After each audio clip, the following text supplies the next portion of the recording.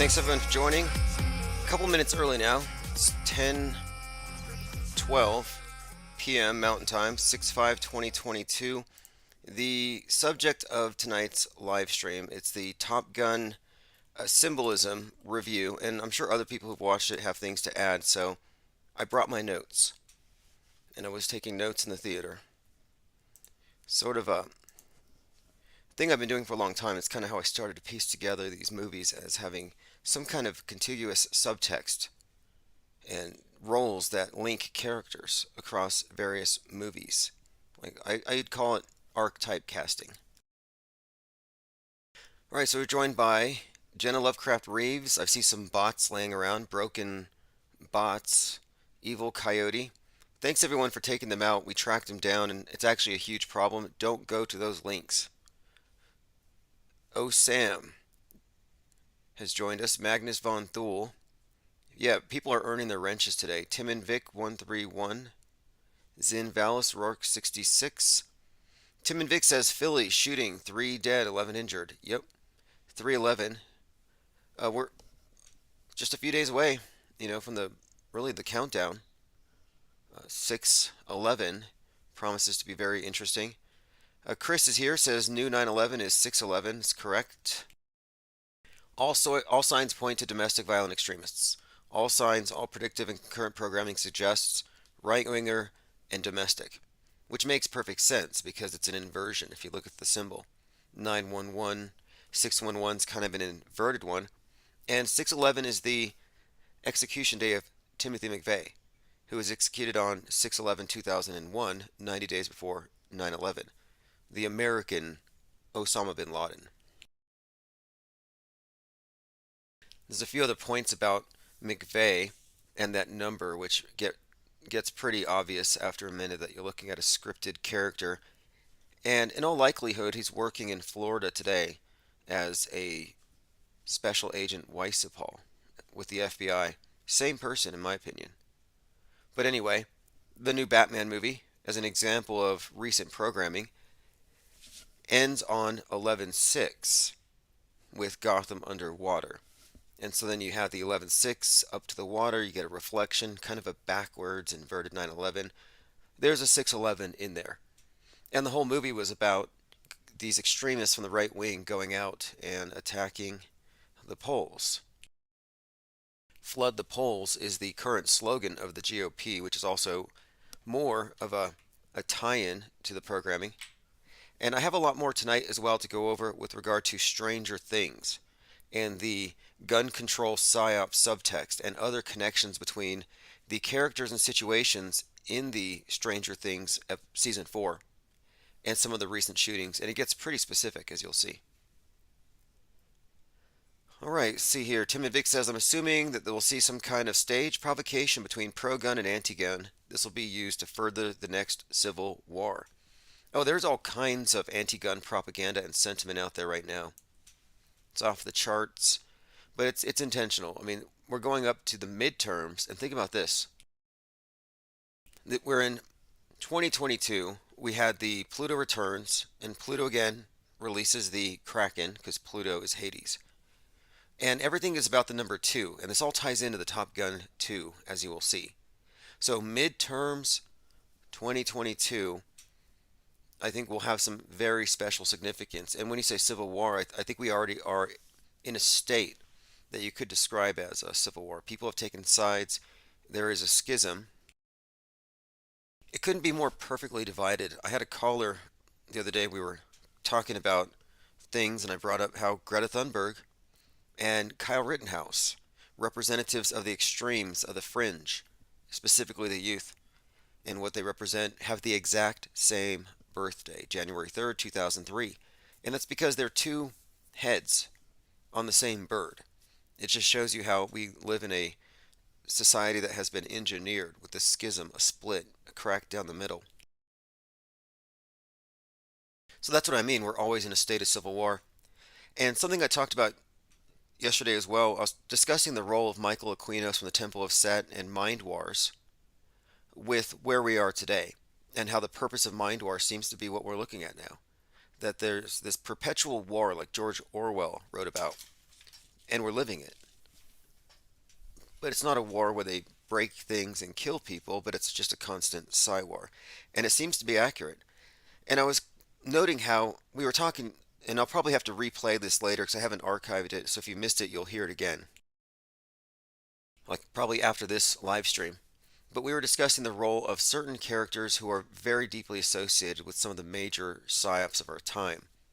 Kenneth Anger, the satanic cult around Hollywood, and the connection between the Manson killings, the Church of Satan, the director Roman Polanski, and his connection to Johnny Depp. So there's a whole story there we're getting into, but it's leading up to something here. And it does tie into our overall picture that we're seeing a lot of recycled stories from the late 60s being grafted over the present time. 737 says, time to feed the penguin. You know, I've seen the penguins at the zoo. I take pictures, I video them. I haven't seen them eat. So, for any of these animal denialist purists, I don't quite have evidence that they aren't animatronic. But I do have some video and I'll be uploading it very soon. I'm using the cinematic setting on my iPhone 13 to record my own stock footage. And Infinite Plane Society is collaborating on another documentary. And this is something I'll discuss later as well. It turns out BitChute had blocked all of our best documentaries, like the one about Christchurch. I had no idea. Luckily, we're now on Rofkin, and you can find him there. Joined by Frank Murr, Otto Hoaxer, Linda Curtis, Magnus Von Thule, Once Upon a Travis Cloud. Travis Cloud says 611 is customer service for Cricket Wireless. Sounds kind of ominous. I don't know why. Tominoid2 says 622-3311. Maybe worth a minor prediction. Fascinating. You know, I look at this thing as put together by almost OCD, witches and warlocks, Kabbalistic sorcerers, whatever they're doing. There's a significant amount of forethought that goes into it, and the programming is deep. And if anybody doubts this, look no further than the number 846 and how it connects 9/11 to the death of George Floyd to the setting of the sun in the Twin Cities the day Floyd died, and why that connects to the ritual killing of the sun god at sunset. Things you could not plan. You could not plan to start the torching of the Twin Towers at the second that Mercury starts rising, nor could you plan that on 2/22/2022 a 22-year-old would be killed at 6:48 in the Twin Cities, a perfect mirror of 8:46. Too perfect. And some people say it's a simulation, and I'm saying, okay, if you default to simulation, you're actually going into the logical fallacy of the divine fallacy, God of the gaps. If I can't explain it, I'm going to attribute it to something supernatural.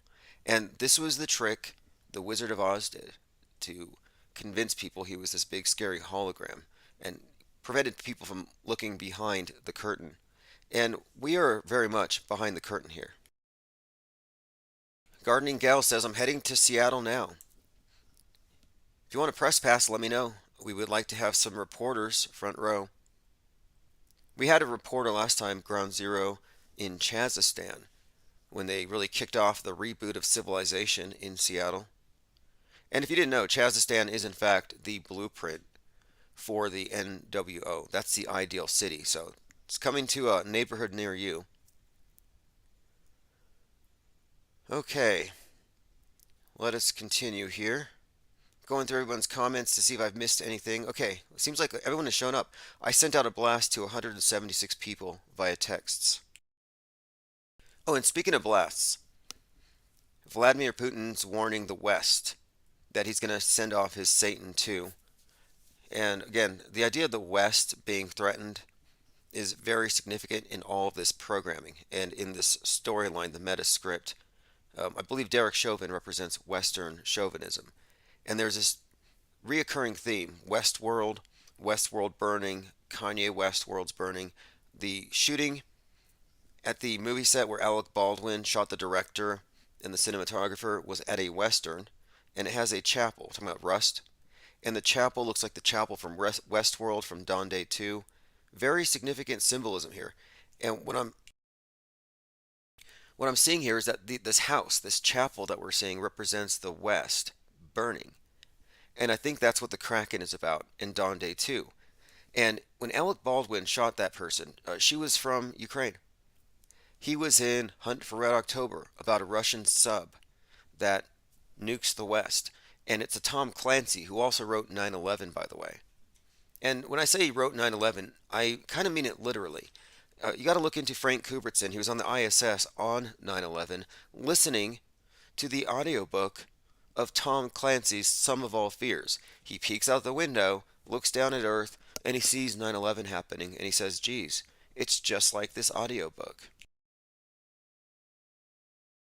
Okay, let's see. AI says, or sorry, Once Upon a Time says AI is completion, or 19. Yeah, very fascinating. AI, you know, Pearl Harbor was actually called Operation AI. 9/11, a Pearl Harbor-like event, 19 hijackers, 19 years later, COVID-19, which was actually preceded by a comet called C-19, the Atlas comet that was breaking up. Then we have our COVID-19 reset. Now we have what?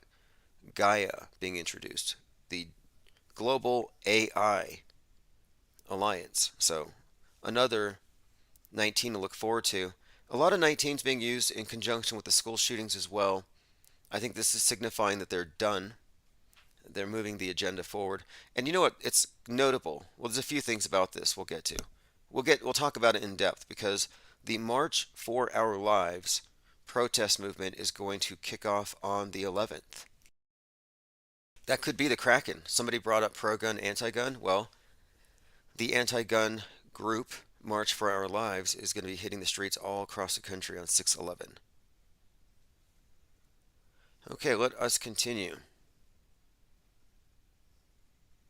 Rusty says, what's up, fellas? Thanks to see you. Maxwell Cooper said Alec Baldwin fired the first shot on Ukraine. Okay, so let's go ahead and go through the notes. I just watched Top Gun. Well, Top Gun 2. And I've already been talking about the significance of Tom Cruise in the world stage. And if you read the book Metascript Decoded, I released the book at the earliest possible time. I mean, I didn't want to delay it because I wanted to make sure that these predictions were recognized as predictions. We're not connecting things in hindsight. And one of the subjects was the subject of space age sacrifices and the meanings of these various, obviously ritualistic deaths, and also the metascripted world stage character Tom Cruise is the subject of one of my mind maps, and I have it on the screen here. And there's a lot more I can add to it, and I plan to. But what I'm pointing out here is that there's a pattern that really starts here to emerge when you note that there's a certain week of the year where all of these major immolations occur. You know, Apollo 1, the Challenger, and furthermore, there's this pattern of sacrifices or foundational sacrifices or deaths as the space program has progressed. For example, Jack Parsons. We talk about Jack Parsons a lot, hanging out with L. Ron Hubbard and Marjorie Cameron. Well, Jack Parsons blew up in flames, his laboratory, at 37, supposedly. But that's just a story. Yuri Gagarin, first man in space. Mysterious fiery death.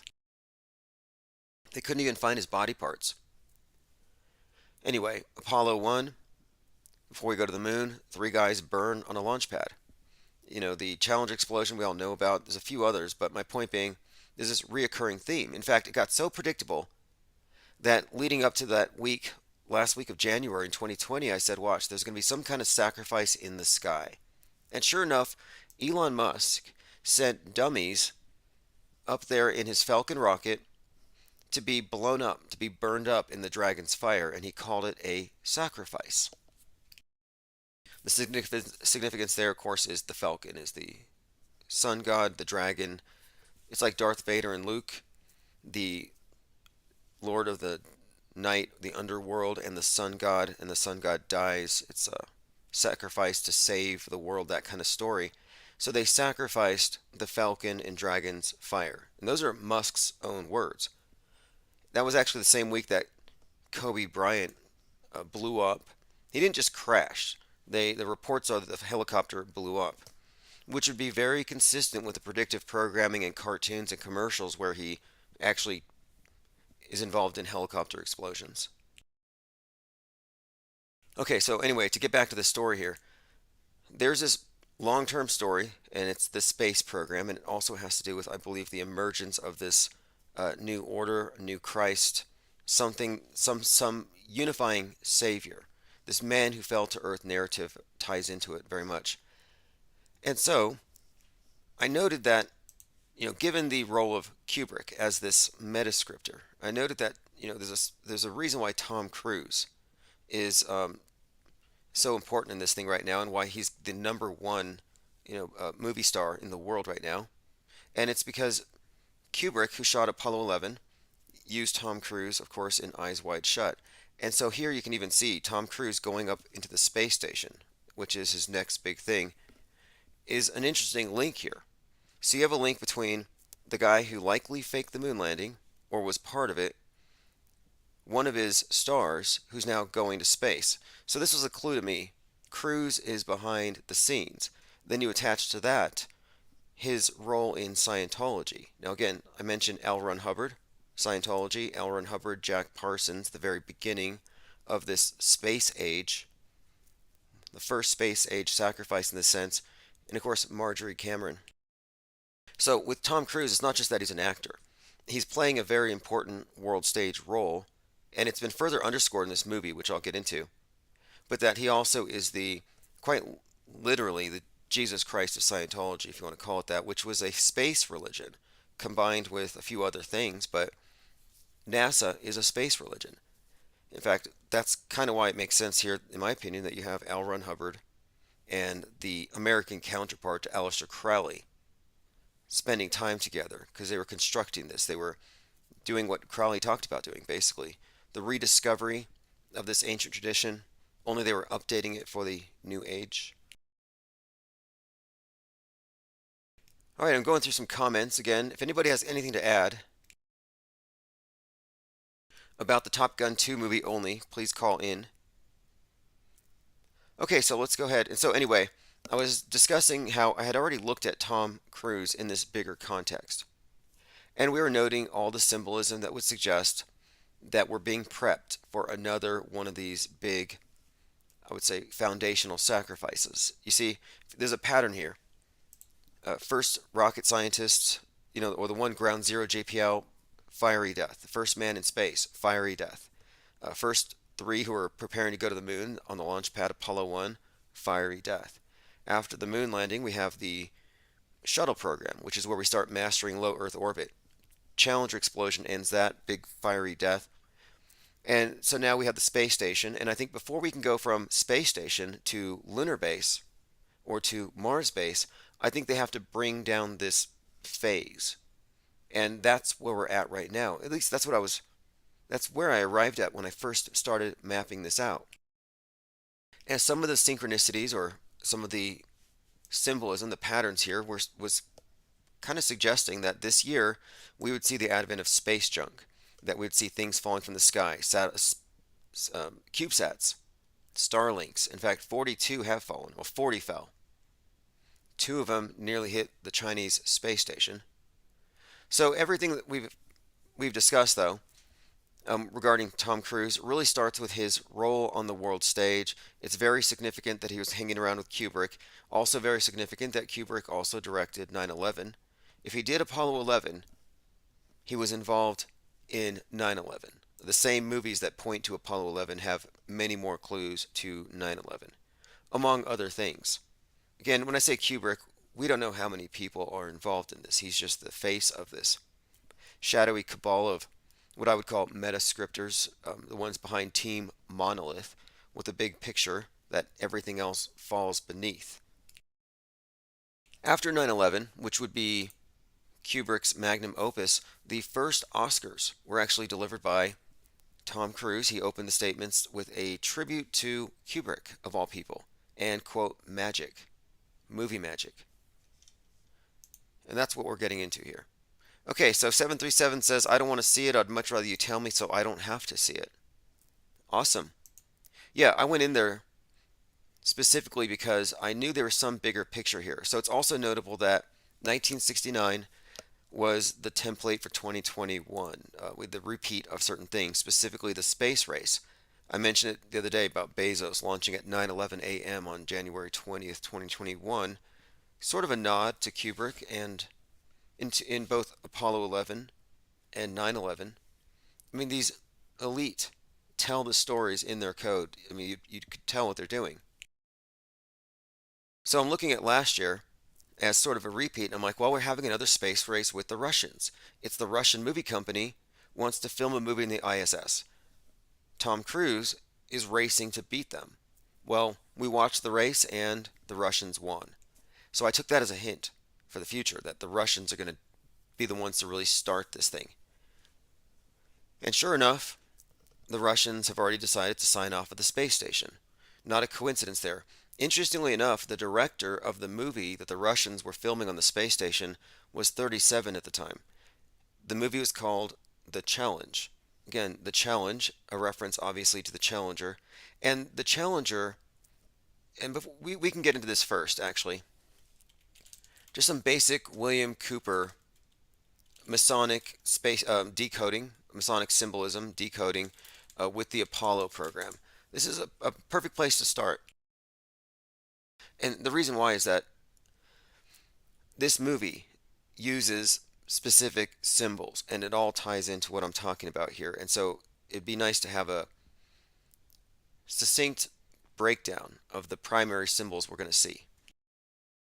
So NASA's Masonic conspiracy, Apollo missions, Masonic symbols. And yes, all this has to do with Top Gun and Tom Cruise, as you will see. So, in the opinion of William Cooper, quote, every Apollo mission was carefully rehearsed and filmed in a large soundstage at the Atomic Energy Commission's top secret site test in Nevada desert in a secured and guarded soundstage at the Walt Disney Studios, within which was a huge mock-up of the moon. All names, missions, landing sites, and events in the Apollo space program echo the occult metaphors, rituals, and symbology of the Illuminati's secret religion. So he starts with this. The most transparent was the faked explosion on the spacecraft Apollo 13, named Aquarius. So Aquarius is the New Age, and again, 13, at 1:13. So this is fascinating to me here, again, because the Challenger exploded at 1 minute 13 seconds. And I don't even think he mentioned it here. So it goes on to say, and we're talking about William Cooper from Behold a Pale Horse. He says what we're looking at here is the new age of Aquarius and the raising up of the phoenix. 13 is the number of death and rebirth, reincarnation, sacrifice, the phoenix, Christ, the perfected soul imprisoned in matter, and the transition from the old to the new. Like Build Back Better. He says, here's a revelation for those who understand the symbolic language hidden in the meaning of the names of the space shuttles. Quote, a Colombian enterprise to endeavor for the discovery of Atlantis, and challengers will be destroyed. So here in this story, challengers will be destroyed. Again, the Apollo spacecraft explosion at 1:13, the number here is very significant, 1:13. The Twin Towers were destroyed, and the new one came up, the One World Trade Tower. They put that tower up on 11/3, which is 113. And again, the challengers shall be destroyed. I mentioned the movie called The Challenge that Tom Cruise was competing with, and he lost. And Tom Cruise's birthday, by the way, is 7/3, 73, which is 1 minute and 13 is 73 seconds. So this is just sort of a background of some of the symbols that I'm going to be referencing here. So to start, and this isn't really in any particular order, and I also wanted to point this out. Last year, there was a couple of publicity stunts that really stood out. One of them was Tom Cruise landing in a field, and the family comes out to see him, which I think is a reference to Yuri Gagarin, the first man in space, and when he lands, something that they kind of imitate in Top Gun 2. And he did this stunt where he was on top of a bi-wing plane. So again, the name Tom Cruise, Twin Cross, the symbol of the Twin Cross means the resurrection. Reoccurring theme all throughout. So he's on a twin cross hanging in the sky.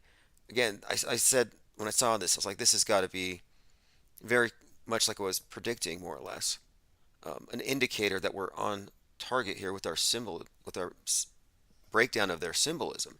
These aren't coincidences. So first of all, the significance of Top Gun 2 coming out at this time, the two, there's a lot of twos. We had the Pluto return, and it's the second coming of Pluto. The last time that it was in the position it is in right now was 1776. So I'm looking forward to July 4th, by the way, just because there are some certain expectations that Pluto would have some kind of a disruptive influence. Okay, so also 1776 is a second coming number, so another 2. 888, which in Christian numerology is Christ. So you multiply 888 by 2, you get 1776. Key point here, One World Trade Tower, as I mentioned, that opened on 11/3, is 1,776 feet high. So another reference to a second coming, and originally they were going to call it a World Trade Center Phoenix. Now it opened 13 years after the other ones were burned. Now the other ones burned after they were up for what, 33 years. So 33, 13, very consistent symbolism here. Again, Challenger blows up at 1 minute 13 seconds or 73 seconds, linking to Tom Cruise, born on 7/3, and he lost the challenge. We also have Satan 2 being dangled around. There's another conspicuous 2. They're pointing it at us right now. So this conspicuous use of 2. And before the movie started, there was a trailer for Mission Impossible, the new one called Dead Reckoning.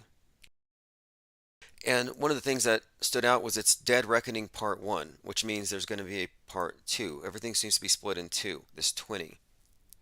So Top Gun 2 went into production 33 years after the first one. And as I'll show you in my notes, chronologically, they're separated by 33 years. That's very significant in itself. Now, there are various characters, and you can look at these as spoilers, but you pretty much know the story if you've seen the trailer and you've seen the first one. I'm just showing the underlying symbolism, and most of it is encoded in the names. It's all in the names here. So, first of all, Rooster. Rooster is the character whose father died in the previous one. So in Christian tradition, the rooster is a symbol of Christ, like the eagle or the lamb. The rooster emphasizing solar symbolism, light, and resurrection, as Christ, the rooster, announces the light that follows the night. So one of the storylines is that Maverick, or Tom Cruise's character, Pete, again, Peter, rock, very symbolic, has to do with his relationship with Rooster, the son of the original wingman. So the son is a second coming. It's a repeated character, like a resurrection. And they make many connections to them, showing how they look like the same person. The son performs the song Great Balls of Fire, like his father did in the previous one. Another, connection here with this Phoenix rebirth theme, which you'll see. Tom Cruise's character, of course, the twin cross is the symbol, and twin guns now. Now you have Top Gun 2, so a separation of 33 years, twin guns, twin cross, just like the Twin Towers, 33 years before they burn. So Tom Cruise, flying this plane, or Maverick, risks his life, and he apparently dies. It looks like he dies. He risks his life in order to save Rooster. Then you find out that he survives. He parachutes out, hangs from the sky from a parachute, lands. When he wakes up, he's got the all-seeing eye, just one eye standing out. There's a lot of detail put into these things. But shortly after, the Rooster character pretty much does the same thing. And so there's this reoccurring theme of self-sacrifice, giving your life for your brother, etc., that kind of thing. They keep using this. A lot of conspicuous use of solar symbolism. The character Hangman. Now here's another one. A character whose name is Hangman. So when you hear Hangman, I'm thinking here it's a reference to, obviously, the hanged man, Christ. And he keeps saying that he's good. Like he keeps saying in a very smirky way that he's good. And I'm like, why does this guy keep saying that he's good in a very smirky way? It's kind of annoying. Well, towards the end of the movie, he flies out of the wreckage of an exploding enemy plane, like a phoenix out of the flames, and he saves a couple of the other characters. And he says over his communication device, "This is your savior speaking." So Hangman, who constantly says he's good, is their savior. And so I'm thinking another reference to a savior, hanged man. Then you have a character named Phoenix, who was misgendered for some reason at first. I don't know if that means anything. So very conspicuous though. Phoenix is one of the first ones to crash. Her co-pilot is Bob. I don't know the significance of Bob, but the word Bob, the name Bob on his helmet's in flames. So if anybody has anything about Bob, any dirt on Bob? B-O-B, call in. What does that mean? I thought maybe, I don't want to reach. Okay, so the Top Gun school opened on 3/3/69, another obvious, conspicuous. Now, Tom Cruise, in this movie, throughout it, he's represented, or sorry, Maverick, is represented as not wanting to um, raise up higher than captain. Like, he was fine staying low at captain. And because he was kind of altruistic. So he's doing this one last ride, this last mission for everybody else, not himself.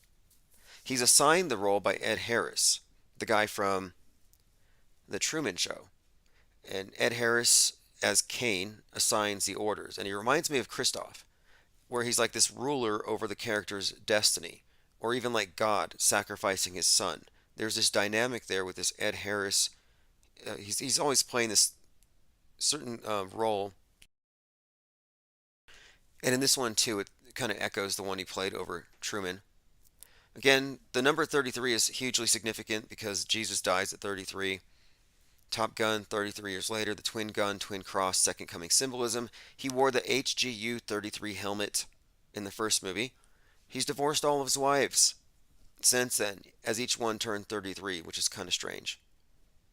At the beginning, Maverick is speeding to Mach 10. The camera conspicuously pauses at 7.3. Then he goes off the radar. And while he's off the radar, the crew is joking that they can't see him because of the Earth's curvature. And they all laugh. Or it's, quote, ballage. So apparently there's some kind of inside joke. I don't know why they'd be laughing, but they're all laughing when they mention the Earth's curvature. Anybody here have any idea? Now, the opening scene.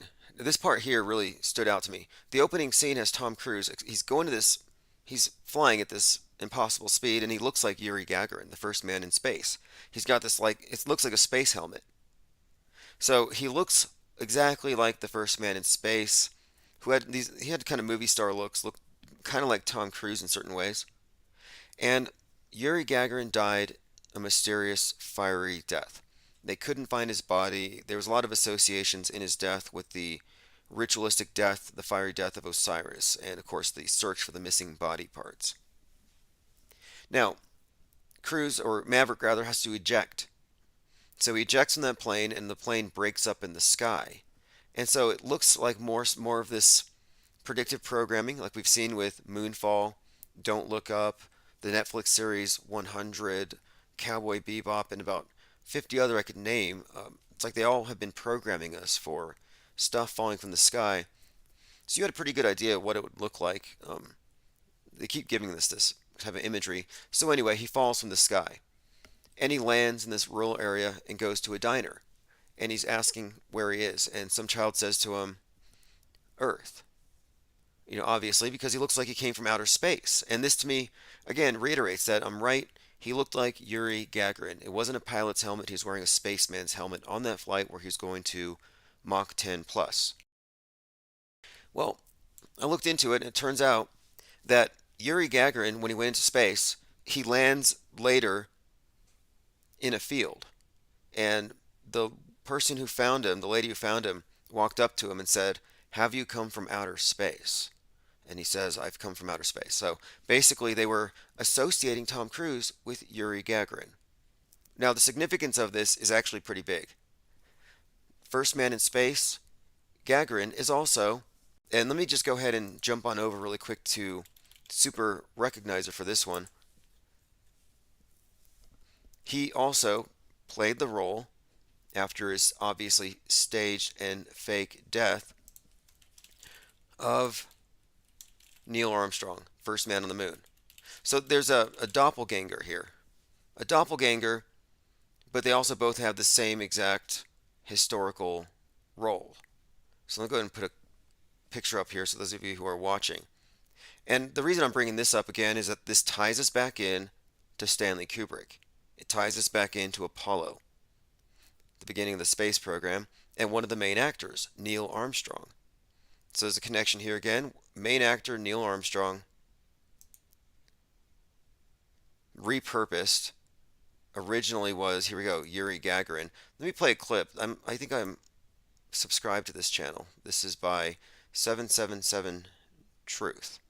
Neil Armstrong and Yuri Gagarin exposed. So, if you don't know, excuse me, was a Soviet pilot and a cosmonaut who became the first human to journey into outer space, traveling the Vostok 1 capsule. Gagarin completed You can look at to this for which tricks they yourself. use. There are a number of people who have exposed this or examined this. It's not hard to see the resemblance, and it's really just how they do things. It's how they roll at the PSYOP entertainment complex. But it's hugely significant that they had Tom Cruise playing the role of Yuri for the first part of the movie.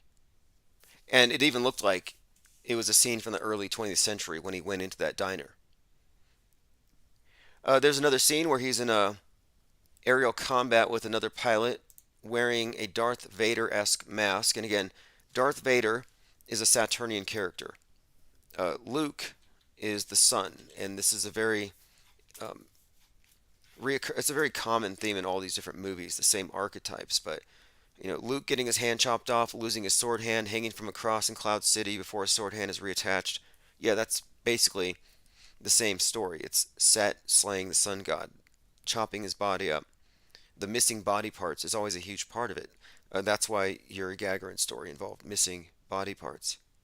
And anyway, so Tom Cruise is in a fight with this Darth Vader looking pilot, and it takes 33 rounds to shoot him out of the sky. 33. And by the way, one of the trailers was for a Star Wars movie or some kind of theme park thing at Disneyland.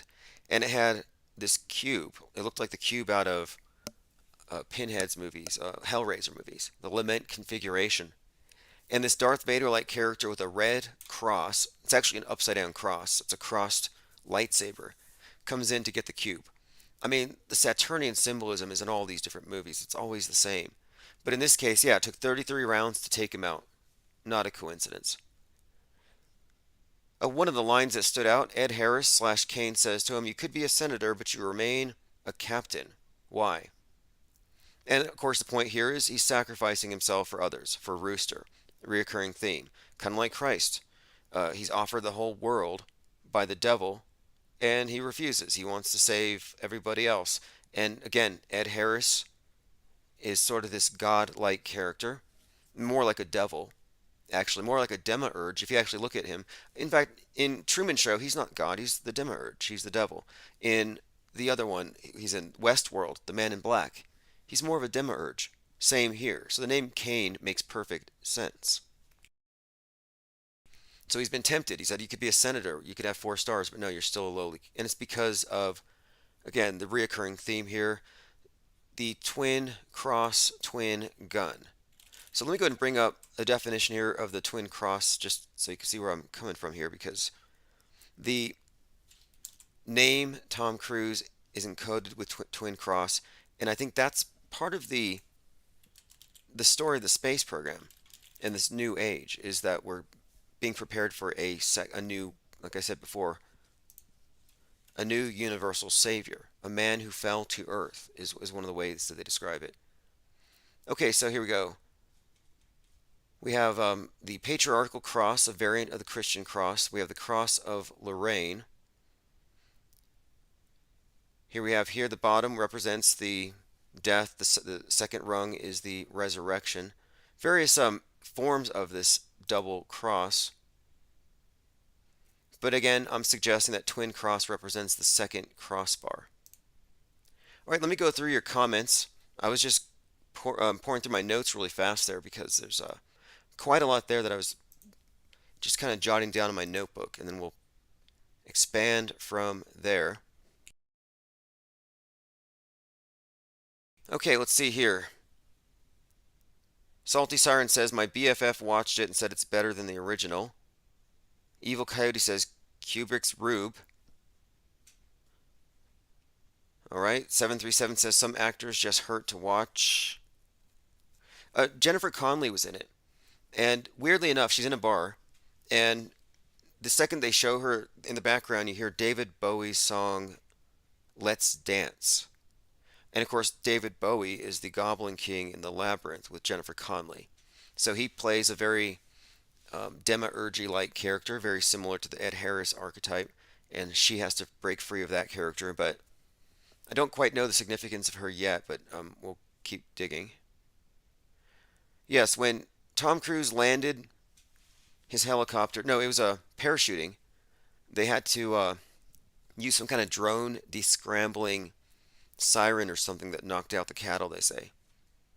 Yeah, he was born right before the 4th of July, born on 7/3, and he had 7/3. That number is very much associated with the Phoenix, fiery deaths, explosions. Again, in the movie Vanilla Sky, he dies at 33, and he's reborn 3 days later. The thing is, he goes into this thing called LE, life extension, which allows him to be reborn because they fix his body while he's cryogenically frozen and living in a simulation. Before he can go back into his body, he has to leave the simulation, but he has to agree to leave it and go back into a body. But again, LE, L is 7, and the E is 3. You have a 7/3 encoded into it, into this dying and resurrecting story, or this man of a dying, or this story of a man who's dying and then resurrecting into the meat verse. And these movies are so deeply encoded. Vanilla Sky is is definitely an occult movie, meaning you have the surface, but then you have more layered subtext than surface meaning. Like the movie starts out with a quarantine, lockdown, empty New York, where he's faking sick with his girlfriend. Very much a bit of a, I'd say, COVID reference, kind of a lockdown. The scene of him running through Times Square lockdown. And that movie had a lot of 9/11 tie-ins, and a lot of it involved him jumping off a tower. And this represents him falling to Earth, the man who fell to Earth. The reoccurring theme here, of course, is the with Tom Cruise and this bigger story, of course, is the man who fell to Earth. It actually ties into even Starman, which we'll get into. Okay, let's see here. Penguin Doctor says Top Gun was the most successful recruiting venture to date for all branches of the military. Well, it did open up with an Air Force commercial. Evil Coyote says, did you ever look at the clock randomly during the day and the same time keeps popping up? I saw it for, you saw 222? Okay, well, 222 is the name of a movie that was on Netflix that was out right before the Pluto return. And it was about this reoccurring event on 42nd Street, which is intriguing because there were so many synchronicities, or rather psyops, with that 42nd Street. But anyway, the movie, I believe the number 222, if you watch it, was pretty much a ripoff of Vanilla Sky, but worth watching. Once Upon a says there are two Trumps. Evil Coyote says, I fed my snake today. Snakes are real, gorillas no way. Yeah, no, gorillas no way. I'm waiting for one. I'm giving it to you. The gorilla deniers, I believe you. But I need you to take a mask off one of these gorillas first, and then I'll go on the record as believing you. I'll be a gorilla denier as well. So I'll be watching. Actually, you shouldn't. We don't want another one of these. What do you call them? What was that one gorilla they shot him because someone got in the cage? Can't have that happen again. Unless that was a psyop. Did they shoot a person? Who was wearing that mask? All right, let's not encourage people to really encounter or confront gorillas here. Now, koalas, yeah, if you want to go test the mettle of a koala, go for it. They look cute, but when you get up close, they remind me of Pennywise the Clown when he, not the new one, but the old one, the scary one, when he shows his fangs. That's how koalas look when they're up close. And I heard they all have chlamydia. Facts. Your Mama's joined us, says good evening IPS. Lean Dion says Simpsons episode showed back masking technique in pop music to push military to kids. Yeah, Rip Harambe. Rip Harambe. Rip the actor who played Harambe. Poor guy, minimum wage job, stuffy costume, probably make more money dressed like a chicken in front of a chicken restaurant, but no, you're in a gorilla costume in an enclosure. Some kid jumps in, threatens to expose the whole psyop, so they kill you. And your family and you signed NDA, so no one's ever going to find out. Lean Dion says koalas are savages, stoned AF also, apparently. And he's on the other side of the disc. So if anybody here can verify the existence of koalas, it's going to be one of our southern, quote, hemisphere friends.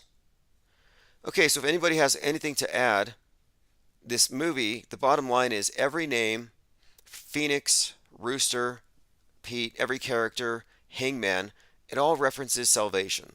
Again, Hangman keeps saying he's good because he's saying that he's God. He flies out of the flames, saving these two characters, saying, I'm your savior speaking. Hanged man. And again, he keeps saying he's good, and it's the weirdest thing. Phoenix, obviously, we know what Phoenix is. And she was misgendered in the beginning, which may have some significance to the meaning of the Phoenix, which has to do with there's something in there. Alchemically, there's usually, Hermes, the god of magic, is hermaphroditic. So maybe there's something in that. Not quite sure. And if you didn't know, the phoenix is also a symbol of Christ, like the rooster is. So I mentioned earlier, if you look up rooster symbolism in Christianity, because it is in various religions, you can find it in many different things, but it's always associated with the sun. So in Christian tradition, the rooster is a symbol of Christ. The rooster announces the light. Now let's look at phoenix symbolism in Christianity. And what you find here is that the phoenix has taken on a new lease in life, symbolizing the immortality of the soul and Christ's resurrection. So, PVA says the holograms they've come up with today are crazy. They look totally real. Yeah, I saw that they hologrammed the Queen. I mean, we got CGI Joe, now the Queen. Alright, so let me go through some of my other notes. I just wanted to kind of point out what I had seen, my first impressions. I also watched the trailers and everything else to see, because get an idea of what is being promulgated. By the way, tomorrow, well, in 1 hour, it'll be 6/6/2022, or 666 if you add the twos. This is a tweet from Donnie Darkened. Donnie Darkened is a channel or a Twitter account you should follow if you have your eyes on Donald Trump and a bigger world stage role for him, something biblical. Garrett Summer said, could June 11th have a return of Elvis? But admitted it, and it could be a stunt for an Elvis movie that comes out 13 days later. Oh, what a letdown if that's all it was. If Elvis comes back, I want him to come back as the beast from the sea. I don't want him to be some, retired musician with a publicity stunt. What would be the point? And there's this point here too I want to make. All the people following Trump on the premise that he's running some secret war against the deep state, you're following somebody that you admit is a liar and a deceiver. And you're in love with it. Oh, he's so tricky. He's so deceptive. 4D chess, 5D chess, 6D chess, 8D chess now I've heard. And it's like, okay, well, he's wearing a mask. Behind the mask is JFK. Behind the mask is JFK Jr. Whatever you're saying, you're admitting that you are following somebody who's tricking everybody. And you're loving it. Anyway, let's go ahead and continue here. So, Donnie Darkin wrote, tomorrow's date is 666, and on this day, Bill Gates turns 66. George Bush is 911 months old. I don't want to get too deep into these numbers, Donald Trump's going to be 666,000 hours old. These are too precise for me. A rare 5 planet alignment will take place over the sky this month. Yep. By the way, the solar system's flat, supposedly, for those of you who believe in the solar system. All right, let's see what else we have. Tom Cruise lands a helicopter in a family's field. Again, this is, I think, kind of suggesting here Tom Cruise in the new movie reprises the role of Yuri Gagarin landing in a field, even with the same conversation, I came from outer space, kind of mixed in there. He landed in a field, just a publicity stunt.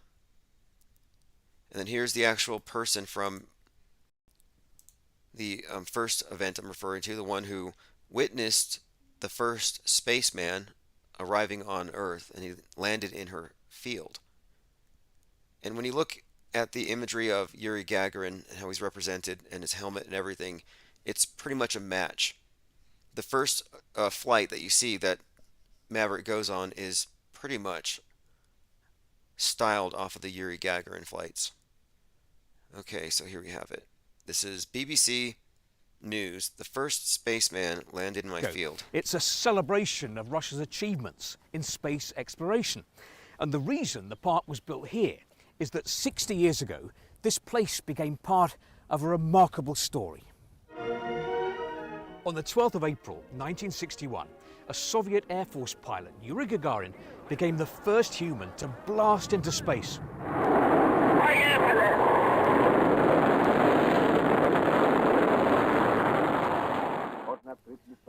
And on his descent, Gagarin parachuted out of the tiny space capsule he was in, and he landed here. This was farmland at the time, much to the surprise of a 5-year-old girl. Okay, so the 5-year-old girl says something to the effect of, where'd you come from? He says, I come from outer space. And this is what happens at the beginning of the Tom Cruise movie. He goes Mach 10, he goes really high, the thing blows up, he parachutes down, he walks into this diner in a rural area, and some kid, he says, where am I? And he says, Earth. And he is wearing a spacesuit. Луночки, а я просто помогала, бросала картошечку в лунки. Через некоторое время я обернулась в поле и увидела что-то оранжевое, красивое, непонятно что. И шел к нам навстречу. So there you have it. There's Neil Armstrong in a previous incarnation, if you believe that. Evil Coyote says, weird thing is, I enjoy most Tom Cruise movies, super sexy when he runs. Well, Tom Cruise is known for running, sure, but he's also known for hanging. If you look up Tom Cruise hanging from, and just look at the pictures, and I'm looking at the symbolism in this thing, and specifically in his name, with this second coming narrative. And what you'll often see is movie posters, hanging from planes, stunts, he's doing his own stunts, hanging from towers. Look at this movie poster from Mission Impossible, where he's jumping out of the plane, and then behind him you see the plane's wings. So you also have a double cross. Again, a lot of double cross, and then what's behind the double cross in this picture? The sun. So that's not a coincidence. Does he not look like he's crucified? Does he not look like Jesus on the cross, like that Salvador Dali painting with the bird's eye view? The sun symbolism, the spaceman helmet here is very also interesting to me. But my point is, you're looking at a Christ type of archetype or symbol here. Very, very common with all of his work. There's another one where he's hanging from a cliff. And on that one in particular, what stands out is the way the wind is actually blowing his hair. It makes it look like a crown of thorns, which is the corona. The crown of thorns represents the sun. And of course, with the corona, you have the sun and the moon. They use this in the various movies to convey the same thing. Again, if you look at Tom Cruise here, hanging like Jesus, again, Tom Cross, and it looks like a crown of thorns. All right, you can also find him hanging from harnesses and wires, so he'll do very well when he goes up to the ISS. Okay, so let us continue. So we have a documentary, Infinite Plane Society. We did one called The Christchurch Shooting Was Fake as F. And look what happened on BitChute. Video blocked. Platform misuse. See, we can get blocked anywhere. Amazing, right? It's like we've been targeted. I didn't know these videos were blocked. Not to worry. Everything is going on to Rofkin, and every day I'm going to take another video from BitChute and put it onto Rofkin. Alright, so let's move on here. I have some more interesting things from Stranger Things. So let me go ahead and go into this topic as well. So a few people have messaged me asking, what do you mean about Stranger Things and this march against guns? Because the movie wasn't about a school shooting, but I was describing how it's connected to the school shooting events through concurrent programming and predictive. So season 4, episode 1 begins with a warning that this movie depicts scenes that will remind you of what just happened in Texas tomorrow. Like they knew in advance. I mean, it didn't literally say tomorrow, but it may as well have. They said, oh, we recorded this a year ago. We had no idea. Opening scene, the character 11 kills everybody. Dead kids everywhere. And they keep flashing back to the dead kids. The overarching theme is PTSD caused by the monster that the adults don't see, that the authorities can't deal with. And they have this David Hogg-like character who the students rally around, who speaks to the adults and agitates that they have to take out this monster or whatever's killing the teens. And I happen to think that the monster is just a metaphor for the Second Amendment. And of course, and the PTSD. And the whole series is about America's undiagnosed mental health problems and the gun problem that they don't want to see. So this is built into the movie throughout different scenes. And here are some more examples, and it gets very precise. So Stranger Things Season 4, new pictures show the crew stocking up on guns. So last June, you could see in this, if you're looking on the screen here, the crew from Stranger Things was seen at this place called Warzone for Army surplus supplies, ammunition, arming up. Now, this is all, again, because as this movie came out, you had the school shooting in Texas, and then you also had the shooting in Buffalo. And both of these have significant connections to this movie, as you'll see. And some people have found some resemblances. So I don't know if this character with the hat looks like the Buffalo shooter, but I will say this. They do look alike. They're pudgy in the same way. And this character is a hacker. And the movie takes place in '86, the series. So it's not like today's hacker, but if he was alive today, or if it was set in 2022, he'd be a 4chaner, like the guy on the bottom. So there is kind of a connection there, I would say. There's a strong connection here visually between another Stranger Things character and the school shooter. They actually look identical. Again, just another coincidental resemblance there, maybe. Here's another one that really stands out, undeniable. So the shooting at the supermarket in Buffalo was actually called Tops. It was the Tops shooting. And at the beginning of Season 4, Episode 1, the character 11 who kills everybody is playing with Tops, with all the other psychic kids that she kills. So you have a Tops connection. That's pretty strong, I would say. A few others. Again, we're going through more connections between Stranger Things and the shootings. It's all concurrent programming. And this might just be random, but there's a person on the crew named Mason, and when they show his name, there's a poster that has pyramids in the back. Probably means something. I would assume pretty much that everything in the shop means something.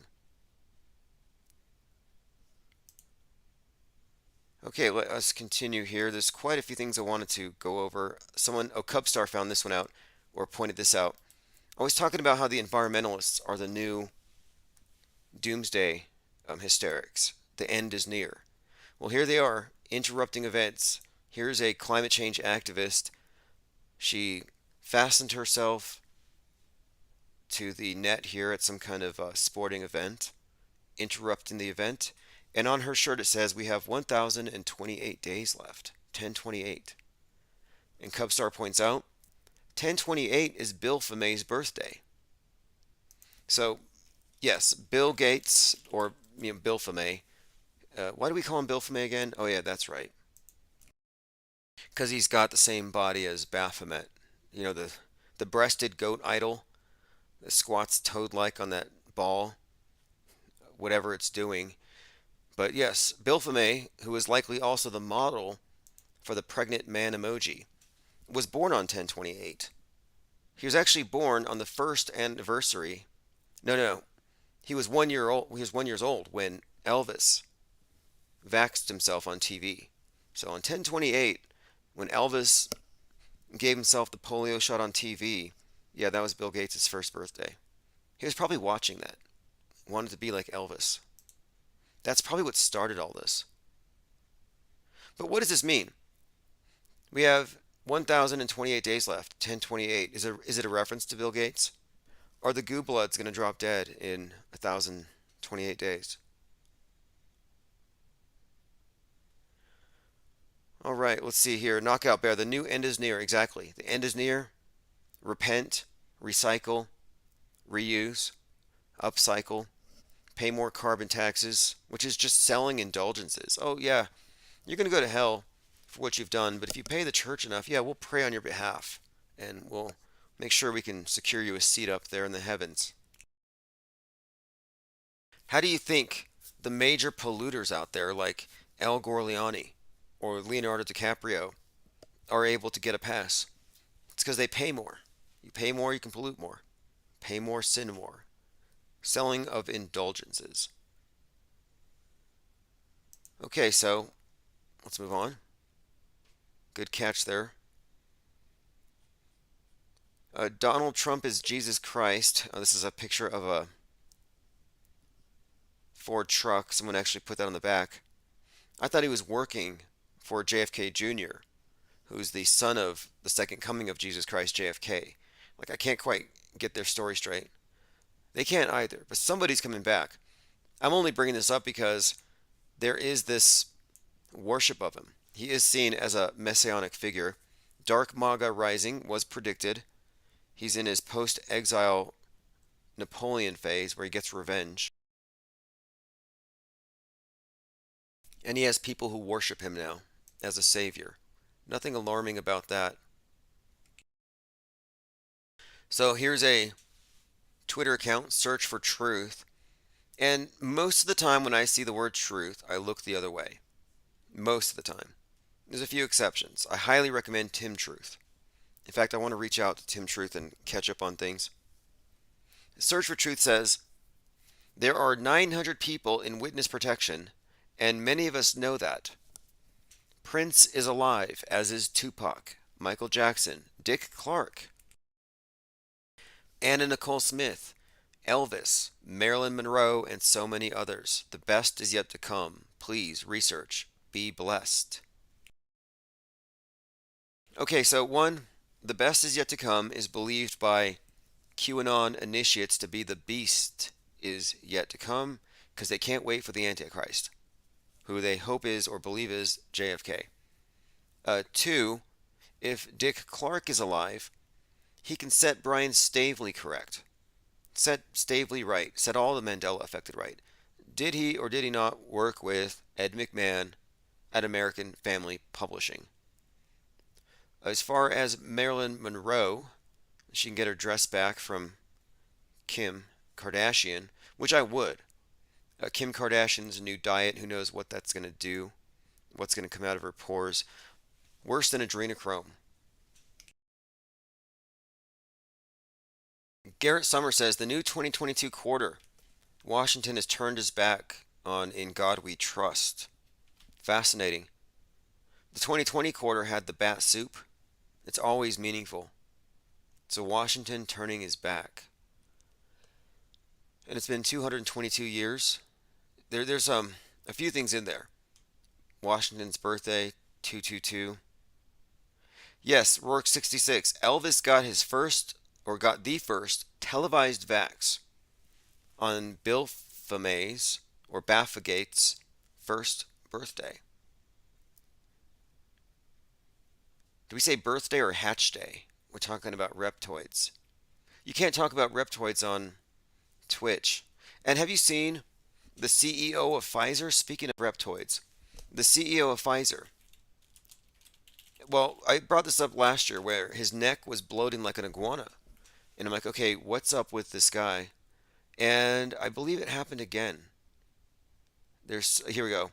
8 days ago, CEO of Pfizer, Albert Bourla, what is wrong with his neck? Things that make you say WTF. Oh, it's been removed by moderators. Okay, wait, here we go. I think I have a jiffy. But this guy's neck is out of control. And you know what's interesting about it is when they first brought this up in the story, they kept on saying something about being serious. This is serious. They kept saying serious, which stood out to me because according to David Icke, the reptoids come from, well, Sirius. Anyway, if you want to look into it, CEO of Pfizer might actually be an iguana from a binary star system out that way, which would explain why everybody in the elite worship the thing. Every New Year's date is centered around that star. New Year's, everybody worships the dog star, which reaches its peak on midnight on New Year's, and then it falls. That's what you're actually celebrating. 9/11, New Year's Coptic calendar. Then you also have Sirius rising in the summer above the sun, marking New Year in the Egyptian calendar. Very interesting how that star, though, seems to be associated with these reptoids as well. PBA says, I wonder how many of the big pharma CEOs took their own jab. Oh, I'm sure they all have vax tracks. A lot of them. Scars, dermatitis. They're probably on something way beyond what we can get. They're on like COVID 55. Like they're on something way harder. They're all vax junkies. And they want you to be too. Search for Truth follows up his first post here about the 900 death fakers with, quote, you'll have to figure out that something evil caused these people to fake their own deaths. But they're under the protection of the white hats. Many folks will pass out when they see that JFK Jr., along with Princess Diana, is alive. So there's a dose of hopium for those of you still hitting the QRACK pipe or drinking the Kool-Aid. It's pretty bad, the hopium. Although this probably adds to it, because many of them believe that the Queen was already executed by the White Hats. And look at this, Holomam. Queen appears as a hologram during the Platinum Jubilee pageant as William, Kate, Charles, and Camilla watch on. They brought her out as a hologram. What the heck? I've seen the Pope also come out as a hologram. Maxwell Cooper says, please research. Okay, point me in the right direction. Yeah, he's like, there's 900 people under witness protection. Research it. Well, where do you start? I kind of find it hard to believe when I look at some of these names anyway. Is Bill Hicks going to come back? That'd be nice. Who else is going to come back? Jim Morrison? Did Rush Limbaugh fake his death after 33 years in the EIB? Did he fake his death to grow out a beard and grow his hair out again? Come back and sing This Is the End? You know, there's a Rush for Excellence tour where he sings, where Rush Limbaugh sings, and I think they had to stop it because, yeah, clearly he's Mr. Mojo Risen, Mr. Mojo Risen. It's him.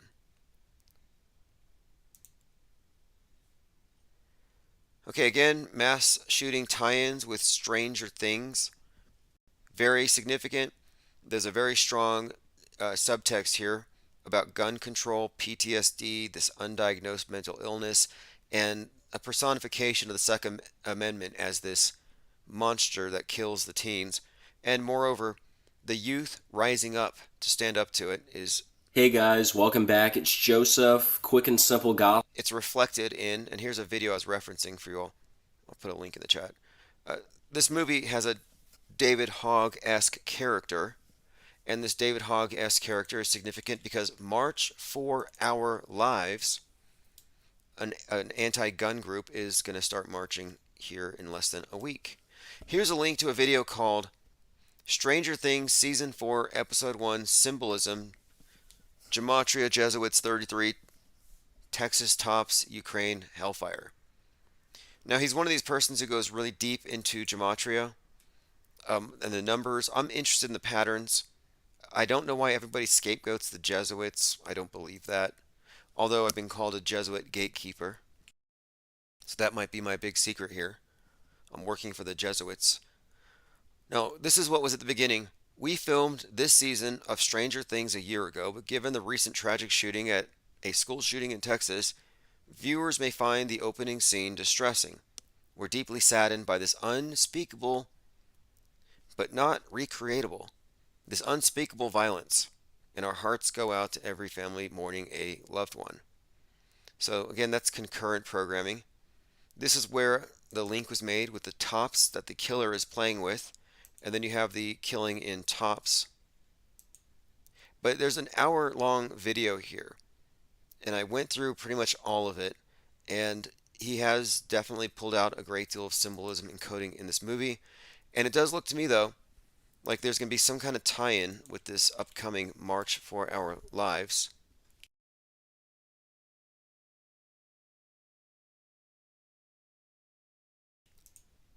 Okay, so we have here, I don't know what to make of this, but this is a news reporter and the tip of her nose falls off. And I think what we're looking at here is what we've been describing as the real deep fakery with masks. I mean, who knows what this person looks like when she's not on camera? I don't know what news company this is. Oh, it's Action News at 6. I'll see if I can find the company. But if you're looking at the screen, nothing to see here, just somebody in the nightly news's face peeling off. And this is what happens in They Live. When the big deception starts to fall, people can see the media for what they really are. Maybe it's happening. Maybe the tip of this person's nose flaking off, showing you the reptoid, the Martian, whatever beneath it is just the start of it. Okay, so we talked about Tom Cruise, twin cross, and how that's not new. This is a reoccurring role for him, and I believe he's been brought back as sort of this Yuri Gagarin, who is also someone who died in flames. I think we're being given a very specific set of images to prepare us for something in the very near future. I'm going to get my scroll on for a moment here in the Discord server. If you haven't been in the Discord server, I highly recommend it. I just saw a really good mashup of Nickelback and Barack Obama. I believe it said Barack Obama. I'll see if I can find that later. But that's why you have to join the Discord server. We have, well, the memes are free. $2 a month. You get a discount if you pay for a year in advance. Full access to cutting-edge 24/7 real-time research on everything. We break down the psyops, I think, almost faster than anyone, because we preemptively call things fake until proven real. Trouble, Atlanta rapper, shot dead at 34. I don't know if there's any significance to it. He was born on 11/4/87, the day after Colin Kaepernick. Not sure if that means anything. Anyway, Trouble was just killed. Are they changing all the 33s, 34s just to throw us off? Portal Complex posted this. 3 people have died, 11 others were wounded on Saturday in Philly. So 311 Philly. Heads up there.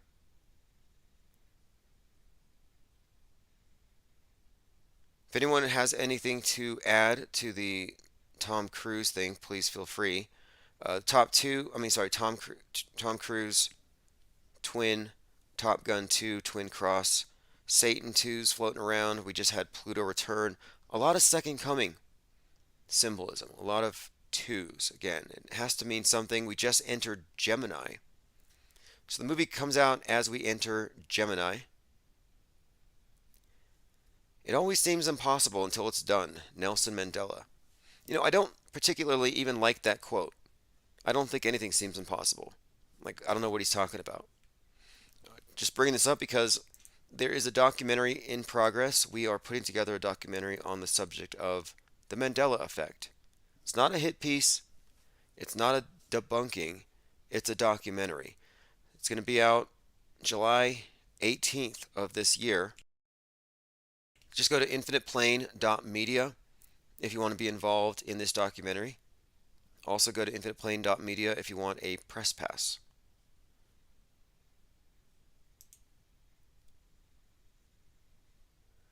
All right, going through comments. Moon Harvest says, first YouTube recommendation below this live stream is called All About Jesus, Who is Jesus? See, isn't that interesting?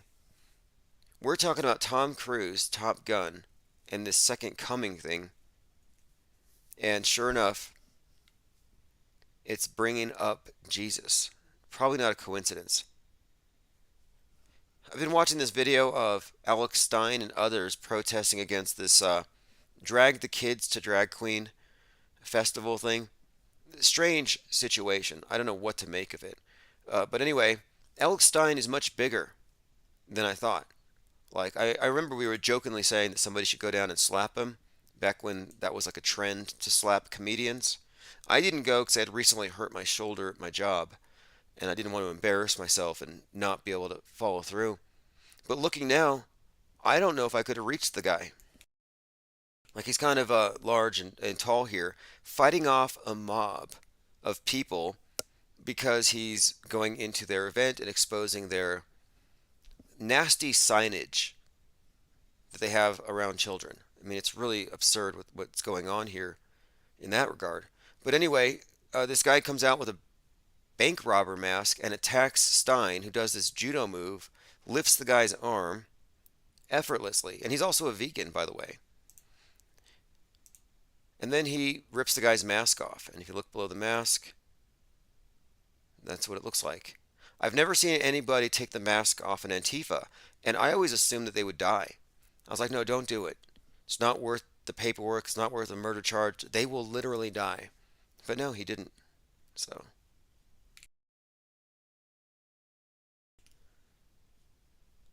All right, so we were working on a few things. Again, South Pole is in full production. It's moving along nicely. No spoilers, except for there's a part there about the hole above the White House. So just a heads up, we're working on that along with the other documentary. But I thought it'd be a good idea to come in and just sort of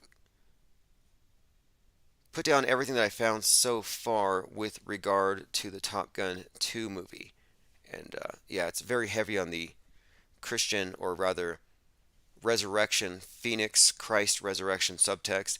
And you can't even say Christian too lightly because there's a different meaning here with this Phoenix Christ in the context of these movies. And given the proximity of Pluto's return, Lord of the Underworld, I'm like, maybe it's a second coming of something else altogether.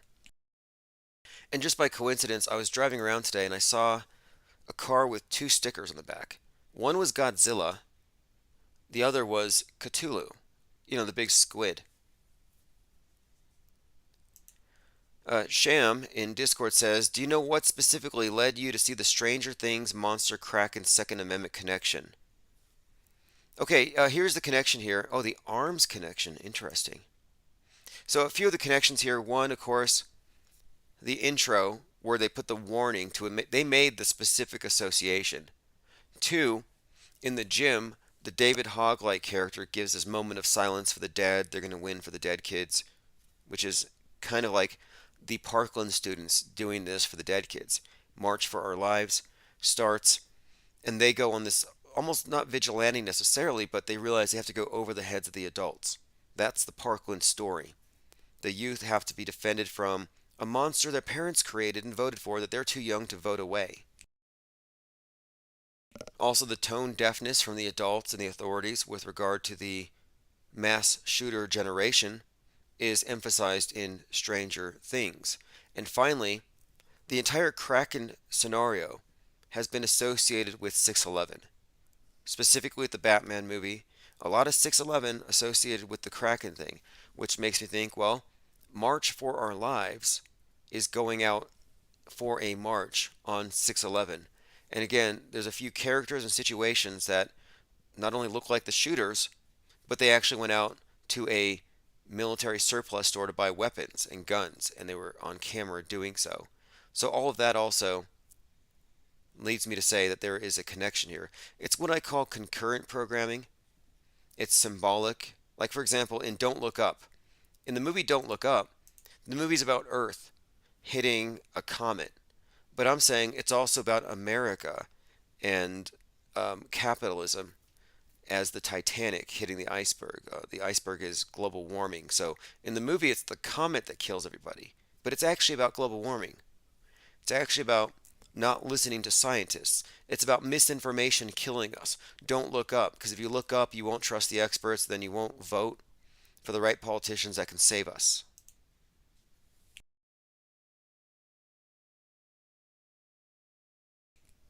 Maxwell Cooper says Taylor Hanson was there in a tutu videotaping. He was in the middle of the Ashley Babbitt psyop. Okay, so that's huge. Very interesting. That's suggestive here of a provocation. Okay, because anybody that was he there when Ashley Babbitt got shot? Yeah, the event was called Drag the Kids to Pride. And what really stood out to me, and I think to everyone else, was a big sign that says something that you wouldn't say in front of children in any context. And so it's just like, okay, um, that's clearly wrong. And when you get down to it, I think most adults would have an issue with a librarian in a short skirt reading to children. Like, what kind of message does that send? It doesn't matter the biological sex of the person reading the damn book. It's about standards of decorum and conflicting messages and using kids as human shields. But again, this is an election year. It's a midterm. And I've already seen the arguments, and they're so predictable. One side says, oh, you're grooming them to be drag queens. And the other side says, you're grooming them to be gun toting racists. And it's always back and forth with these false moral equivalencies. But when you look at the clear and obvious targeting, like Netflix did with Cuties, remember I said everything you see in Cuties, you're going to see in real life next year. And Cuties was a Netflix TV show about, stripper kids or something? I mean, it's insane to even bring that up, but it's happening in real life. So, again, if you want to know what's going to happen, you're going to have to get your Netflix account and just catch up, binge watch. Binge watch on what's to come. All right, let's see what else we have here. Yeah, Rourke 66. This was beyond the library thing. This was also, they were giving money. And I find this to be problematic because I thought, from the perspective of the specific, especially I would say, the gender activists, the ones who are about gender roles and redefining this stuff, wouldn't they see something wrong with giving money to strippers in that it's a reflection of the imbalances of the status of women in society? It's exploitation. You're giving money from your evil capitalist system to a group that's oppressed systemically. So it's not even fair. There's all kinds of problems with giving money to them, but it's okay now. It's okay to give money, or rather to, I guess, tip a stripper as long as she's a man. Is that the message? It doesn't quite make sense. Penny Gwynn says they need an obesity pride month. That takes up 2 months. That's funny. Okay, so let us continue here. Yeah, I'm always on the lookout for provocations and activists who are at events that are designed to provoke. But I mean, this is different though. It's always different when you have human shields and children can't, like child crisis actors. I find that to be very disturbing. PBA says get rid of Netflix and Disney. I refuse to support. Yeah, if you don't want to support them, don't. But I think it's important to keep an eye, and I do my research, opposition research, and I watch things. I didn't watch Cuties, but I did watch other people's reaction to it, and I was surprised that so many people were just apologists for it. Very strange. It's not a slippery slope argument. I mean, we saw how fast the fascists were to seize power in 2020. You know, so all right, let's see here. I'm going through your comments. Let's move on. It's going to be an interesting election season, but today's the 5th. Tomorrow, the 6th, we're going to have the first production meeting for those of you involved in the Mandela Effect documentary.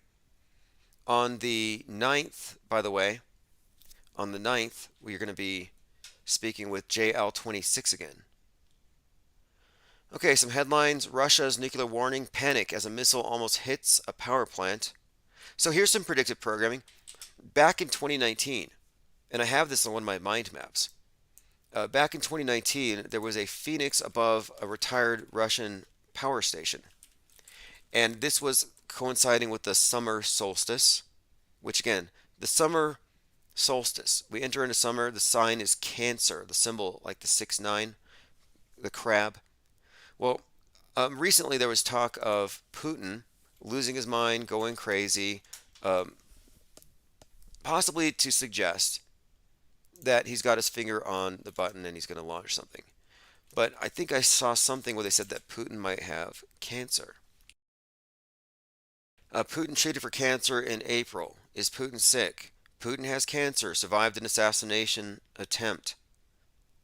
So anyway, back in 2019, as we reach the summer solstice, which means the sun goes into Cancer, the crab, we had this story. A phoenix spreads its wings over abandoned military power station in Russia, Phoenix Aurora. So you'll see where this connects. So we've been talking about Tom Cruise, the space station, and how he lost the space race to the other film crew from Russia filming The Challenge, and that the Russians symbolically have won this new space race. Well, here we have from 2019, summer solstice, we enter Cancer, a Phoenix Aurora spreads its wings. So when I saw this, I thought this is notable because if you looked up Phoenix, the movie of Dark Phoenix, which was around, I think, the same month, it was June 2019, its opening weekend was only 33 million. And look at this headline. Dark Phoenix bombs at box office with 33 million. Dark Phoenix opens to 33, lowest ever for an X-Men. Dark Phoenix bombs. So again, Phoenix, military power station, Cancer, or rather solstice. Dark Phoenix bombs, 33. Dark Phoenix, again, and then you look at the movie poster, and this is where it gets really interesting to me.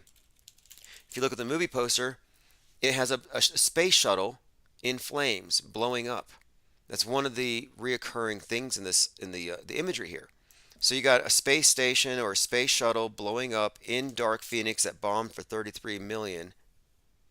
And when else have you seen the image of a space shuttle in flames? And I would say, aside from the Challenger explosion, you really wouldn't have seen it unless you watched this particular movie. And I first saw this on a poster. I was just driving by, and you'll also notice the color, the red, the blue. They make it into purple. That's all very intentional. There's this connections with Phoenix and Phoenician and purple that you'll note. But anyway, Dark Phoenix bombing at 33 is very significant. And also that summer, the same summer, Joaquin Phoenix was in the same headlines at the time for, quote, F-bombing over at the Golden Globes. And check out these headlines. I mean, it's like there's a very specific message that's being conveyed here. Joaquin Phoenix drops multiple F-bombs in the Golden Globes. So here you have the Joker dropping bombs. The Joker whose name is Phoenix. Again, then of course, again, Dark Phoenix bombs, Phoenix F-bombs, a Phoenix over a Russian power station. And there are a number of other things that connect to this and to that particular series of overlapping events. But I'm pointing out that back in 2019, I was saying, hey, they're going to do another Challenger explosion. They're going to bring down the space station, and Russia's going to do it. PBA says, I hope you don't believe what you see or read on Google or Wikipedia. Misinformation. It's trying to divide us all. I I don't really go off of what I believe. I really focus on what I know and what we can know. And I know the difference.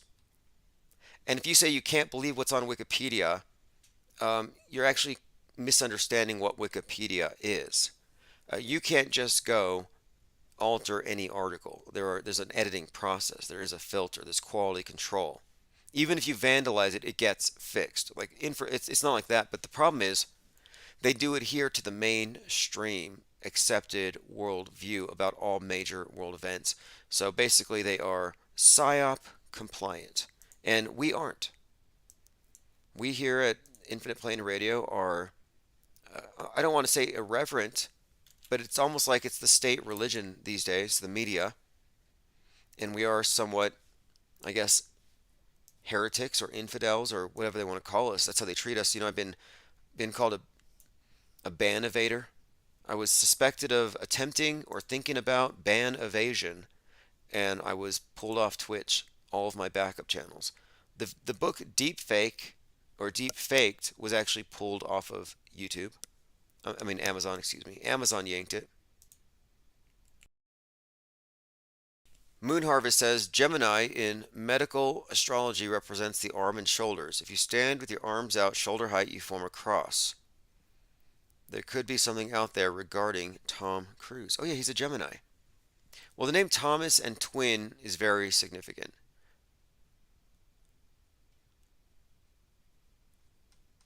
All right, let's see what else can we go through here. Voice messages, I don't have any now. I might have to add some more credits to the phone. So I might be out of time. That's why I have the backup number up there.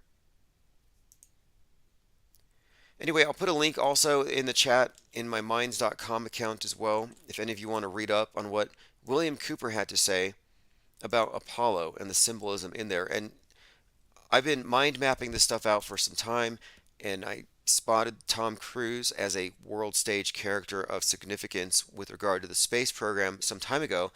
And it even ties in to our other breakdowns of the music and the art of David Bowie and how it relates to Space Odyssey, and how David Bowie's song Space Oddity, which was the first music video in space, Chris Hadfield performed it, that the song's Major Tom might actually be about Tom Cruise. PBA says, I'm glad you can tell the difference between lies and truth. Not only can I tell the difference, but I'll say the difference. A lot of people are gaslit, and they have what you would call Stockholm Syndrome, where they cease to even make a distinction because they're always wrong. And the cognitive dissonance is overbearing, so they just go with the flow. They all go with the big lies. That's why everyone's a liar in a sense if they're on the world stage. It's true. Not intentionally, but you could be the most well-intentioned, honest person out there, tons of empathy, but you'd be naive to think that you can just go read teleprompters and somehow convey something truthful when you don't know who wrote the stuff or the edifice of lies upon which those lies rest.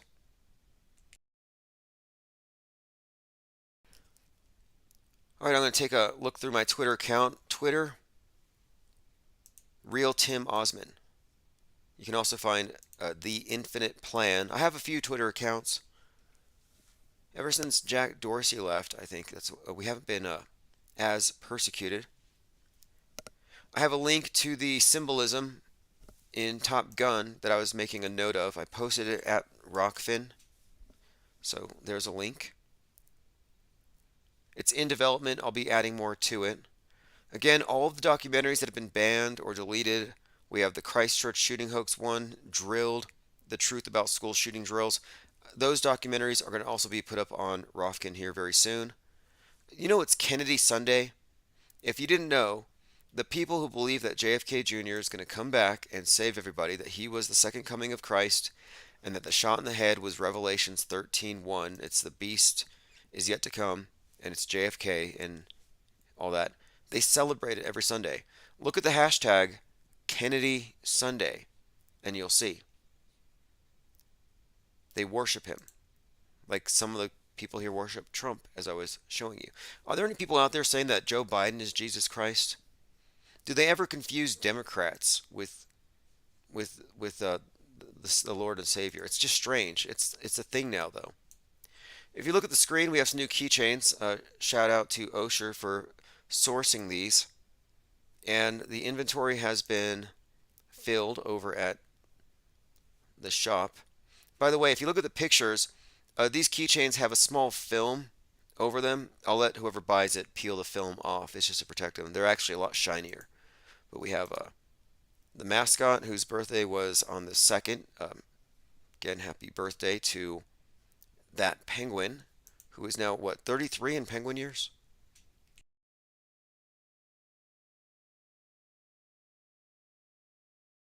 Hydroxa521, if you want to make a call, you can actually use Skype. Skype, just look us up at Infinite Plane Radio and you'll find us there. And by the way, this IPS keychain does look suspiciously close to TikTok, which won't have us. Anybody on TikTok representing our ideas, sharing Infinite Plane Radio content, you get put under a spotlight. I think we're marked. This is interesting. Les Luther posted this. This is your disclosure. It was never little green men in flying saucers. You're looking at a black cube covered in gold, with the queen inside being an artificial projection. The black cube needed a human form so humans could relate. So Les Luther, who debunked the whole Russia-Ukraine thing, is suggesting that this is the major revelation here, that we are now seeing the black cube. I guess this would be the cult of the monolith, having some kind of an avatar. So right now the queen, you might think this is a joke or just pageantry, but this projection of the queen being paraded in front of the world could very well be significant. It could be idolatry. We may be actually looking at some kind of alien intelligence or something. I mean, this black cube monolith cult, this cult of Saturn, this cult of, I think, souls imprisoned in matter, ruled over by some kind of demiurge. That's pretty much their boss. But I think that's what we're looking at here with the queen.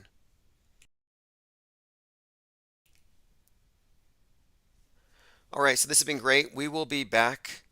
It's 6/5/2022, tomorrow 6/6. If you want to be involved in the documentary about the Mandela effect, we can definitely use all the help, all the researchers, anybody who has anything to add. Also art, soundtracks, interviews, quite a lot. Again, it's not a debunking. We're not trying to debunk necessarily. To me, the thing is obviously, eminently self-debunking. What we're doing is a documentary on it. We're doing our best to cover every perspective on it and what it actually is. I'm going to play a song here by JT33, Gaia's Revenge. Because Gaia's coming up next. If you didn't know, global warming is 33. It'll be 34 later this month. And so if you've noticed, many of these psyops take place 33 years after they start, after the planning begins. There's usually some kind of reference there. And so the fact that we're really close to the Kraken being released, flood the polls, as the GOP says, flooding the polls in the Batman movie. Flooding the polls could also reference, as boring NPC said in that email, the polls, the ice caps melting. Maybe they're going to bring about some kind of flood and they'll say, this is Gaia's revenge. We told you so. I'll put a link in the chat to this track. Thanks everybody for joining. After this, it's going to go right on over to the 24/7 replays. Extreme concern. As scientists say, climate change shows no signs of slowing its deadly rampage. Scientists have predicted this for the last 70 years, but it's actually happening more quickly and it's more intense than we realized. Shows no signs of slowing. Scientists now say it would have been virtually impossible without human-caused climate change.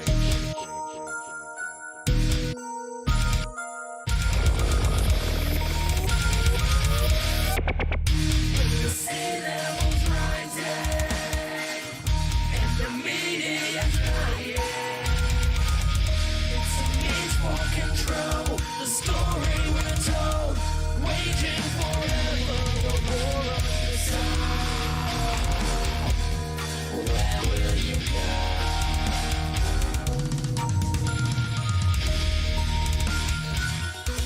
conditions now fueling infernos across the region, making the fires bigger and more destructive.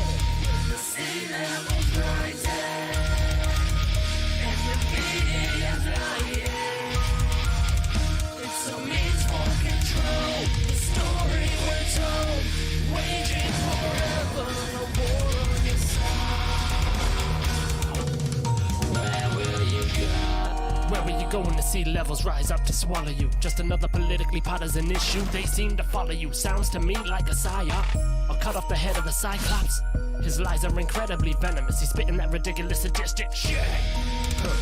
Sadomasochist. I'll be spontaneous. Me some more. Blockbuster must be getting dangerous with this outrageousness. I've played like this for so long. I'll really stay like this. Yo, jot it down and put it on the misinformation list and step back to the line. I've crossed all my T's and dotted my I's, trying to redefine what is left on the inside. Just part of the system of lies that we're born into. To keep you in fear is the world that they wage on you. Just part of the system of lies that we're born into. To keep you in fear is the world that they wage on you. Can anyone guess what's coming next? Just how long do we remain locked down, vaccinated and muzzled with Big Brother's foot on our necks? This life is a test to put forward the best of you. That is the quest for you. Learn to be humble. You gotta grow from your slips and your stumbles. Forget what the media mumbles. Then sit back and watch as the narrative crumbles. When all that you think that you thought that you knew was a lie. This is a war on your mind, body and soul. They're waging for total control. It's just a part of the system of lies that we're born into.